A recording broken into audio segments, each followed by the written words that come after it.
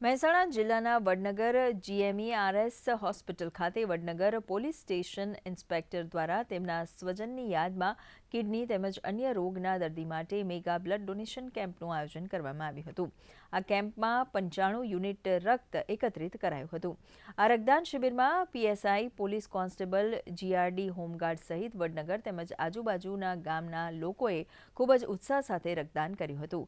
Kidney હોસ્પિટલમાં union bank શાખાના manager સ્વજન રણછોડભાઈ સોલંકી કોરોનામાં અવસાન પામ્યા હતા।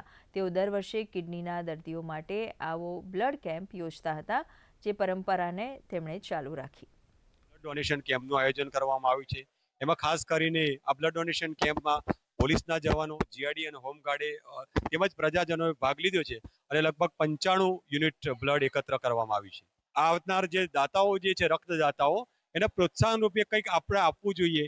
એટલે અન્ય દાતાઓની સહકારથી દર વખતે હું હેલ્મેટ આપું છું અને આ વખતે પણ રક્તદાતાઓને હેલ્મેટ આપી અને એમને સન્માનિત કરવામાં આવે છે। હેલ્મેટ આપવાનું કારણ એ કે હું પોલીસ ઇન્સ્પેક્ટર છું, એટલે લોકોમાં ટ્રાફિક અવેરનેસ આવે અને પ્રજાજનો હેલ્મેટ પહેરતા થાય, અને જો હેલ્મેટ પહેરશે તો એમની સુરક્ષા વધશે, એટલા માટે હેલ્મેટ આપું છું।